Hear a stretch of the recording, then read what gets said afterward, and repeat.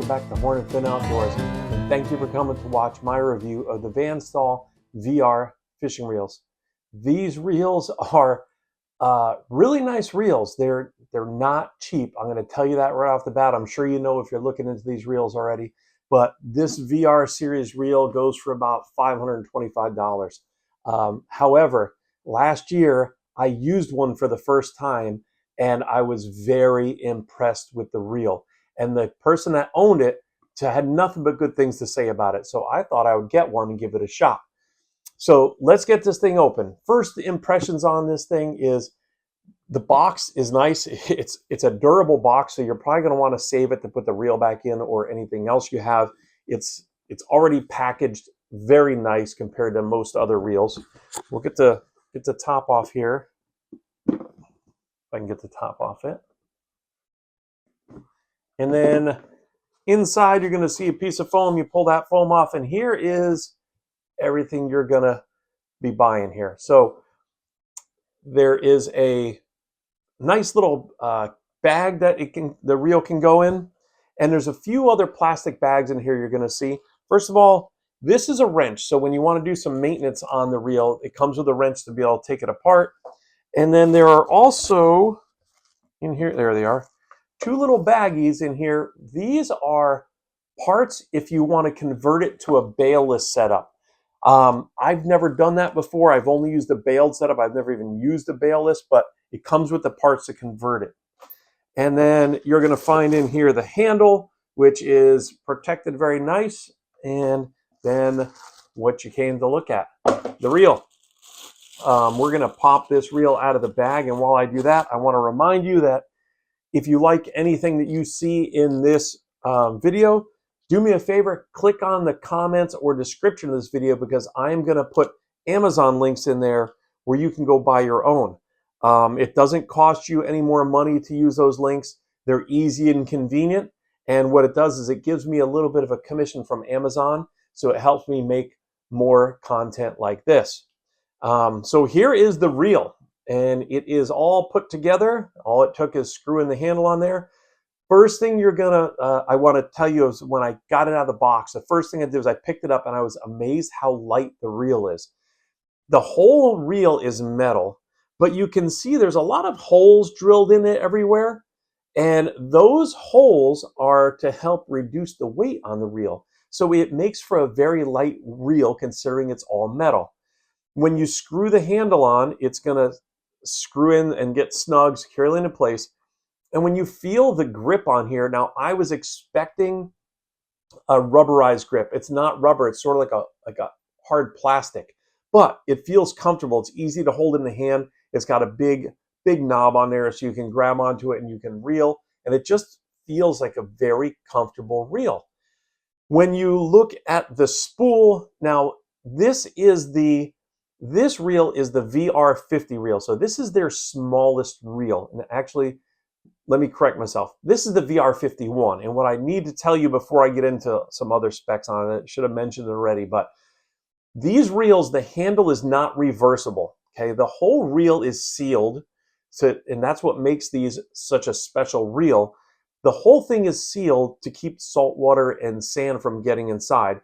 Part of doing that, they have to make it so the reel the handle cannot be reversed.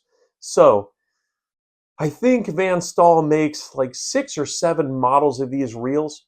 Only 3 of them come in right-handed retrieve, which was what I use. So my options were the VR51, the VR151, and I think the VR201 or something like that. I'm not really sure. But I will put links to all these reels in the comments and description, and I will put whether it's a left or right-handed retrieve on there, make it easier for you. But so I looked at a few different size reels, and unfortunately for me, since I reel right-handed, I'm a little bit limited, but this reel is perfect size for blackfish, sea bass, fluke, flounder. I may use it a little bit for striped bass as well. I'll definitely going to use it for blackfish. So it's their smaller size reel. And once I got up into like the VR151, that was a little bit bigger than I wanted to get. So I think you're going to find a reel that you like in your size and your retrieve. You just have to make sure that you are specifically looking for a right-handed retrieve or a left-handed retrieve because you cannot reverse them. Now let's move on to the front of the reel here. You've got the spool, and you can see there is a lot of holes cut in the spool. And from what I understand, that helps it to drain a lot of the salt water out of there, helps to drain all the water when you rinse this off at the end of using it, helps the reel dry out quicker, or the line dry out quicker. On the spool, you can see there are little notches in there. You know, some reel manufacturers put a rubber strip in there to help hold the backing, but this one has those grooves cut into it, which is going to help hold the backing you put on there so the line doesn't slip. I noticed this thing does have a very nice adjustment on the front for the drag. It's pronounced. It's raised up above the spool really far, so you can easily reach forward and adjust that. It just feels comfortable. Now, another thing that I want to tell you about this reel, which you may not know, and I didn't know until the first time I used it, is that when you open this bail, you have to close it manually. The reel does not snap the bail shut when you turn it like most reels do. My understanding is that the reason why they do that is because the mechanism that makes that flip shut, it's really hard to do that and maintain the sealed reel like they try and do to keep salt water and sand out of it. It's odd at first, but you're going to find that once you do it a few times, you kind of get used to it. You stop that reel, you open it up, you cast, you close the reel, and you start reeling. It becomes second nature before you know it, but it's just something that's different and something I didn't expect from this reel.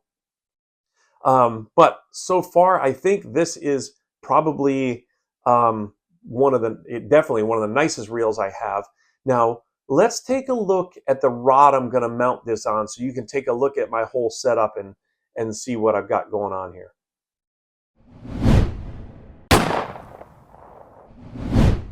So here's the rod I'm going to put this on. This is a Shimano Terramar.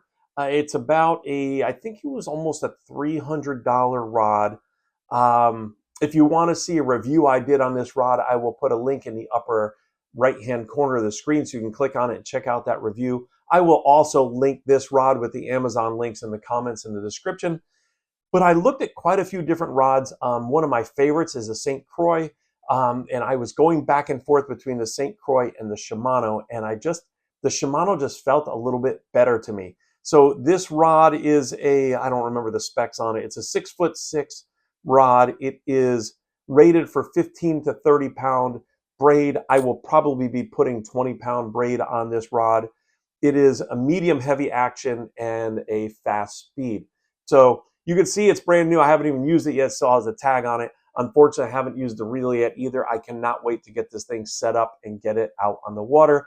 But I've got a couple months to wait because unfortunately, wintertime is here. So there's other things going on besides fishing season. But thank you very much for watching this video. I appreciate you coming along. I hope you like this reel because I think it's a great reel, or the rod as well. Remember, do me a favor, check those Amazon links and use those because it helps me make more content like this. And I wish you all good luck on the water this year, and I wish you nothing but tight lines and short blood trails.